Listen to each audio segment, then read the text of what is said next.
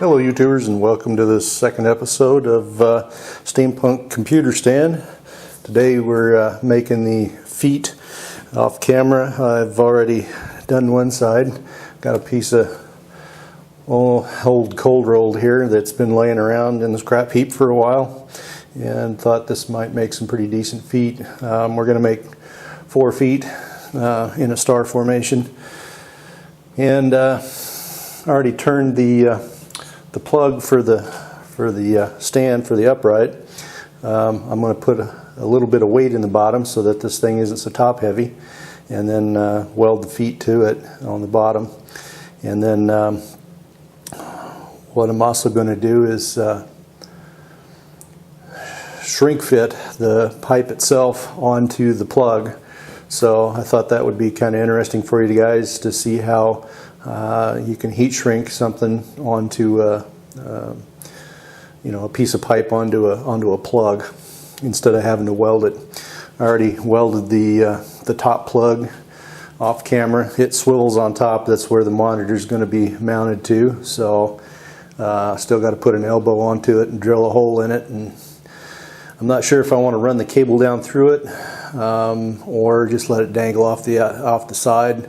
Haven't made up my mind yet, but I'm thinking I'm going to lean towards actually run the cable down through the arm of the monitor so that you don't really see it, so that it's more steampunkish.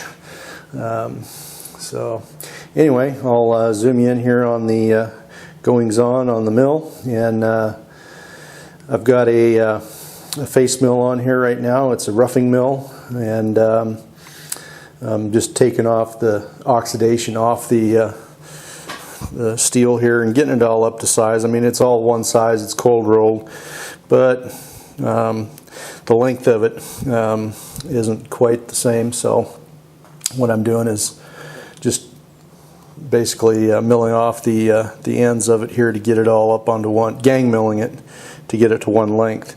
And I'm using my vise support here. I made a video on it here a while back. I don't know if I posted or not. I think I did. I'd have to check. But anyway, I did make some blocks that are the same height as the base of the vise itself, the base of the inside jaw, or inside the jaw. And so that way I can support a longer workpiece in the vise without having to try to shim it up with jacks and all that kind of fancy jazz. I'm still debating whether to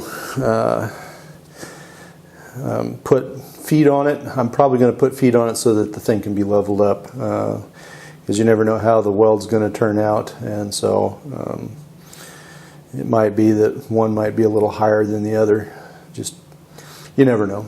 So anyway, let me zoom you in. We'll reposition the camera and give you a peek on what's going on here on the mill. Okay, as you can see here, got the steel all clamped up in the vise and the face mill ready to go.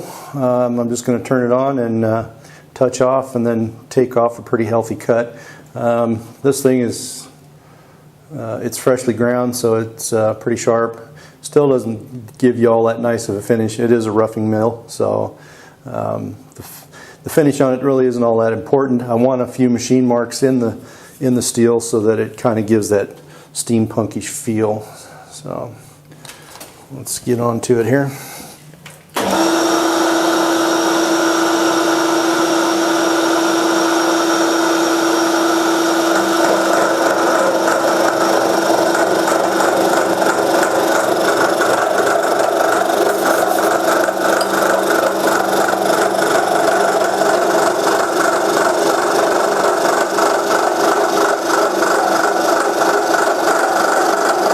Okay, I went right into the cut, so I'm not going to have to readjust.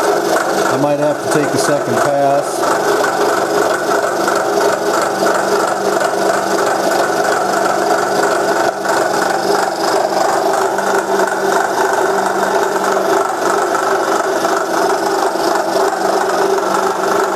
Wobbling the camera, just me monkeying around with the... Yep, I'm going to have to take a second pass.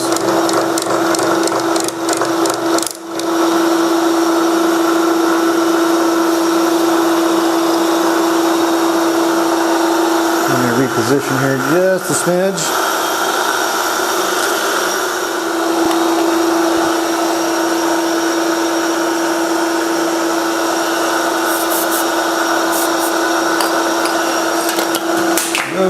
Mr. Bozo.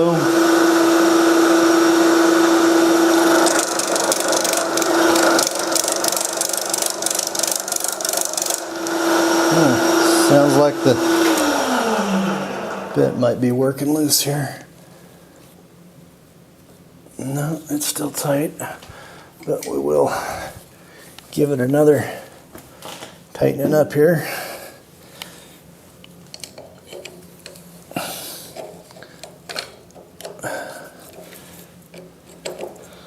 I mailed all my wrenches for these things home already.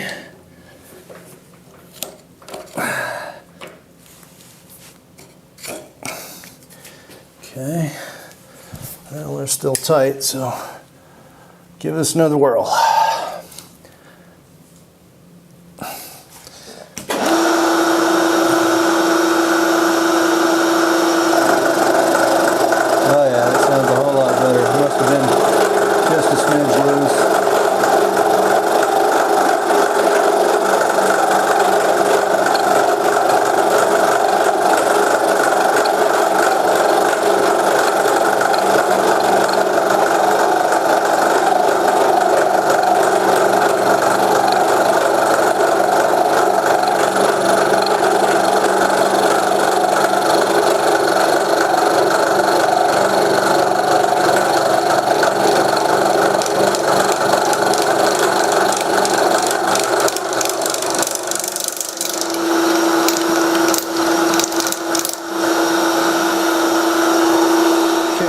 Take a little bit off the top here.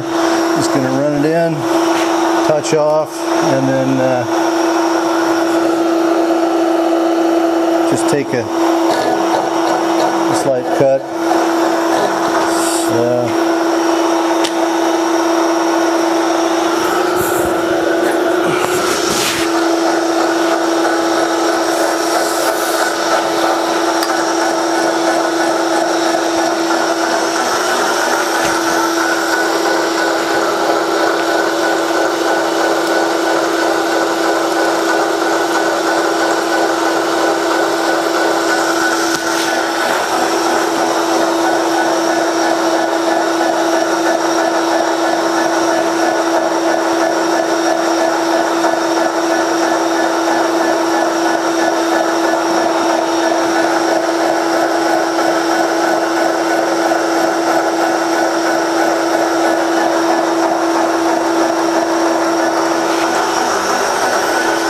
Handheld here and show you the cut and see we're getting a pretty decent finish on it.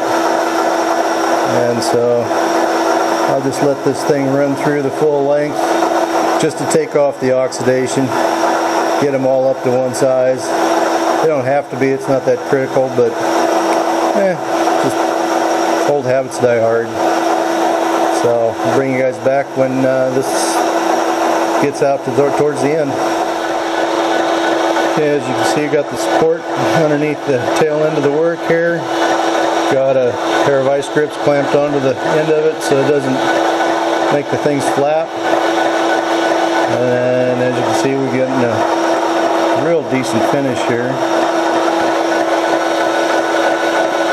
With no chatter, going through it just like butter.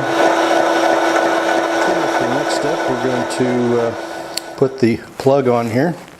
And to do that, we heat the pipe up and stick the plug on for the bottom. So this is going to be a shrink fit. The plug is 82.2 millimeters and the pipe is 82 millimeters in diameter. Gotta have a striker here.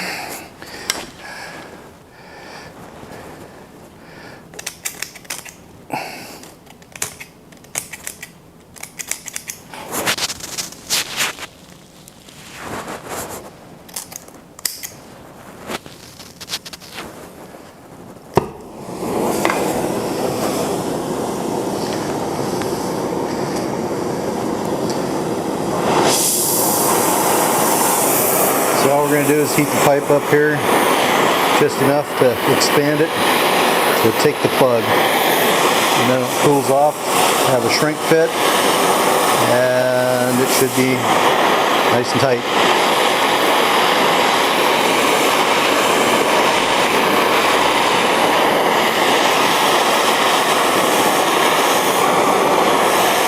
No need to get it red hot, because when you get it red hot, deformation sets in, and that's not what you want.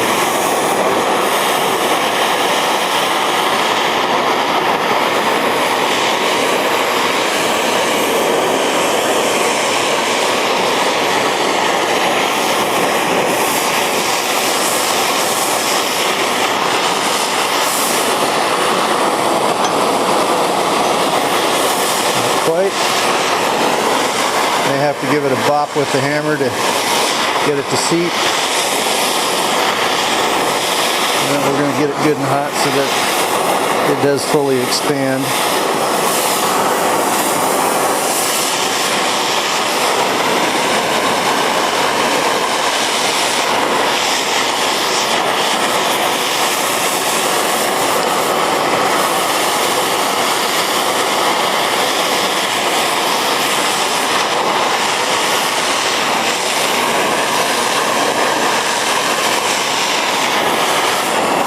On the top, the steel's starting to turn peacock color here. Give this side a little more.